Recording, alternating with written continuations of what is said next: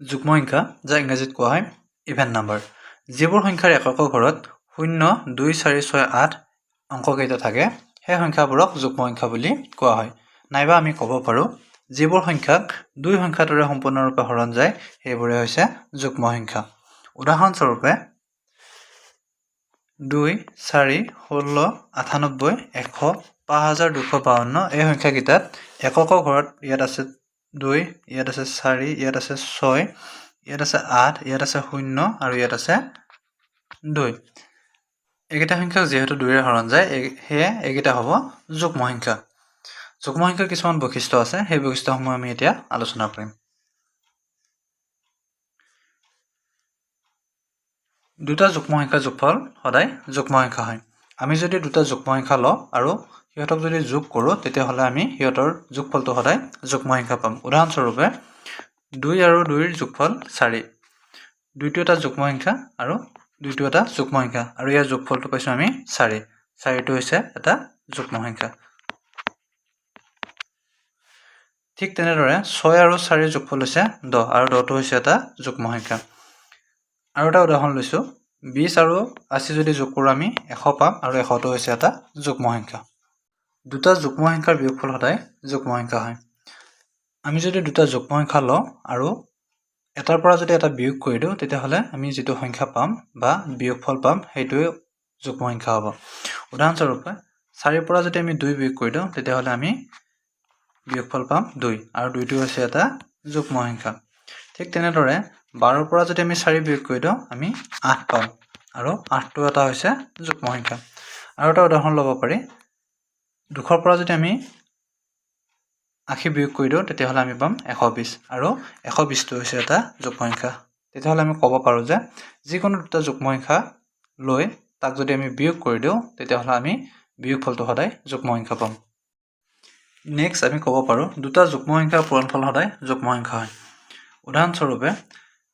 4 আৰু 2 যদি আমি পূৰণ কৰি দিওঁ তেতিয়াহ'লে আমি 8 পাম আৰু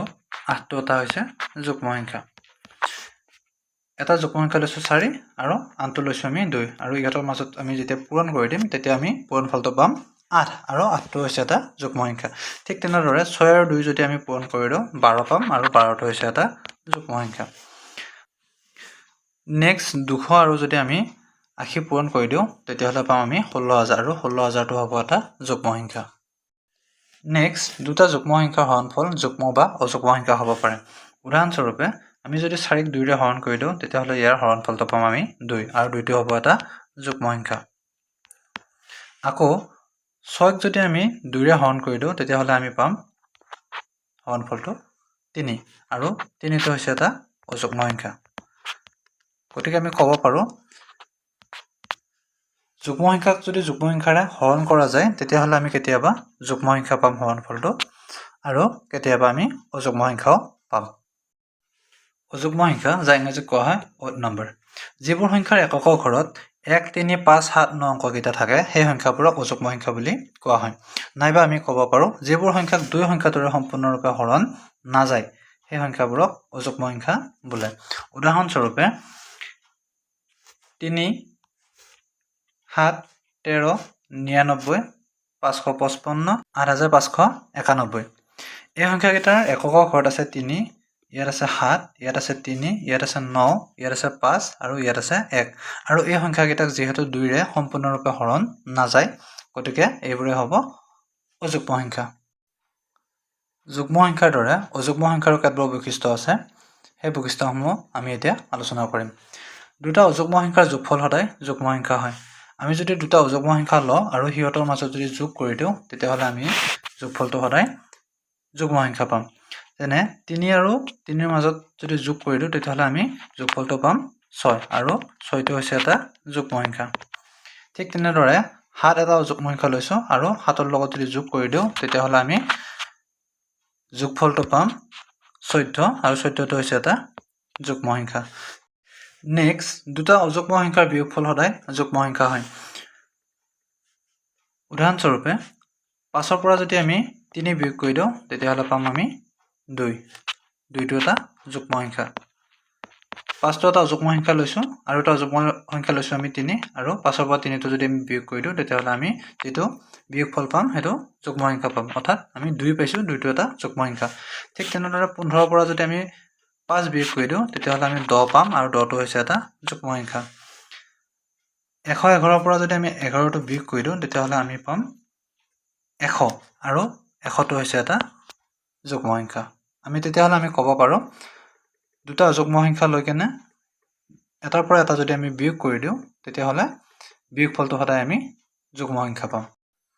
নেক্সট দুটা অযুগ্ম সংখ্যাৰ পূৰণফল সদায় অযুগ্ম সংখ্যা হয় উদাহৰণস্বৰূপে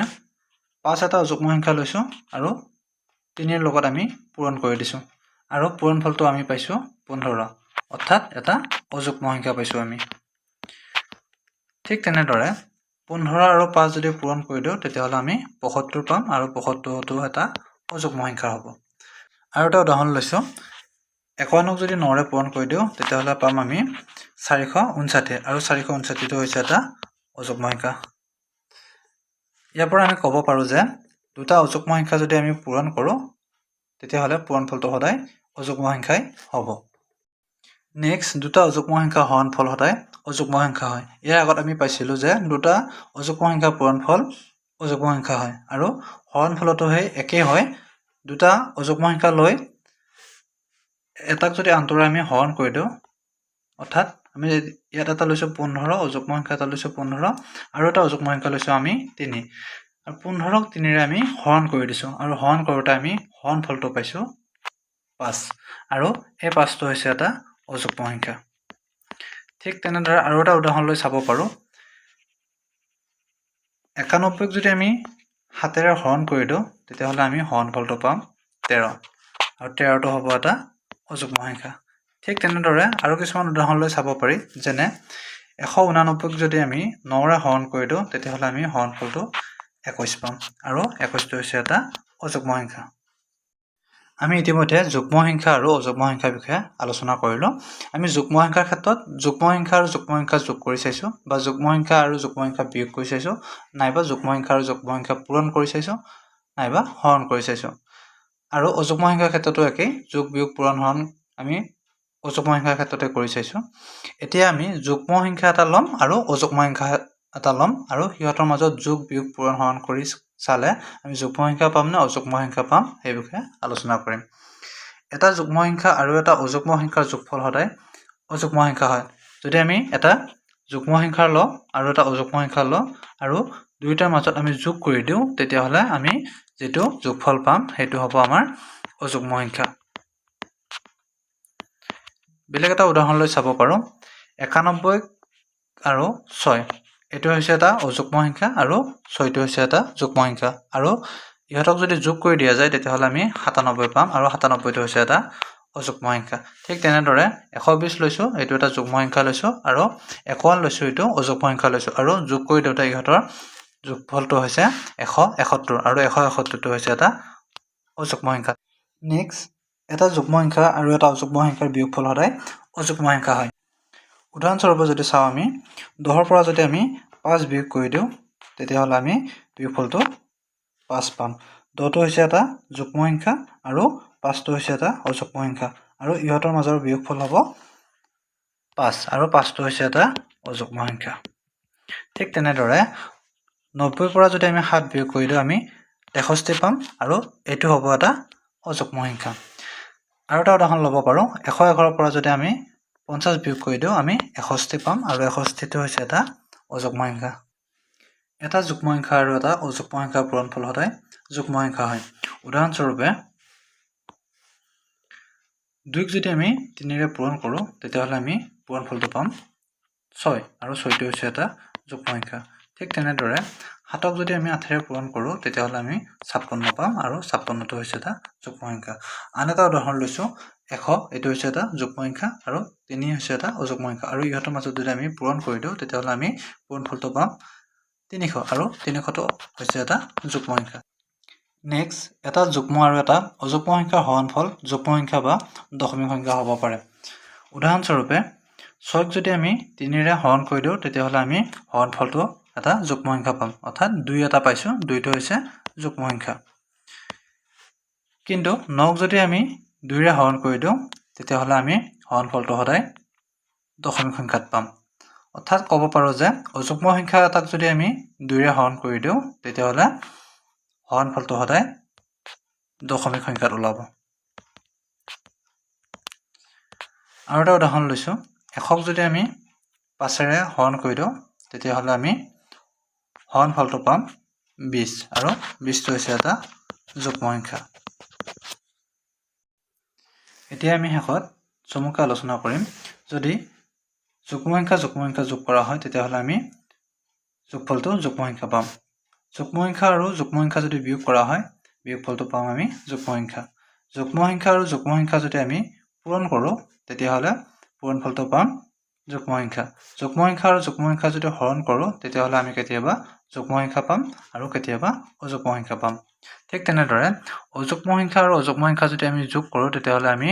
যোগফলটো যুগ্ম সংখ্যা পাম অযুগ্ম সংখ্যাৰ পৰা অযুগ্ম সংখ্যা যদি আমি বিয়োগ কৰোঁ তেতিয়াহ'লে তাৰ বিয়োগফলটো যুগ্ম সংখ্যা পাম অযুগ্ম সংখ্যা আৰু অযুগ্ম সংখ্যা যদি আমি পূৰণ কৰোঁ তেতিয়াহ'লে আমি সদায় অযুগ্ম সংখ্যা পাম অযুগ্ম সংখ্যাক অযুগ্ম সংখ্যাৰে যদি হৰণ কৰি দিওঁ তেতিয়াহ'লে আমি অযুগ্ম সংখ্যা পাম যুগ্ম আৰু অযুগ্ম সংখ্যা যদি যোগ কৰোঁ তেতিয়াহ'লে আমি যোগফলটো সদায় অযুগ্ম সংখ্যা পাম যুগ্ম সংখ্যা আৰু অযুগ্ম সংখ্যা যদি বিয়োগ কৰোঁ তেতিয়াহ'লে বিয়োগফলটো সদায় অযুগ্ম সংখ্যা পাম অযুগ্ম সংখ্যাৰ পৰা যদি আমি যুগ্ম সংখ্যা বিয়োগ কৰি দিওঁ তেতিয়াহ'লে আমি বিয়োগফলটো অযুগ্ম সংখ্যা পাম অযুগ্ম সংখ্যা আৰু যুগ্ম সংখ্যা যদি আমি পূৰণ কৰি দিওঁ তেতিয়াহ'লে আমি যুগ্ম সংখ্যা পাম যেনে 3ক যদি আমি 2ৰে পূৰণ কৰি দিওঁ তেতিয়াহ'লে আমি 6 পাম আৰু 6টো হৈছে এটা যুগ্ম সংখ্যা যুগ্ম সংখ্যাক যদি আমি অযুগ্ম সংখ্যাৰে হৰণ কৰি দিওঁ তেতিয়াহ'লে আমি যুগ্ম সংখ্যা বা দশমিক সংখ্যা পাব পাৰোঁ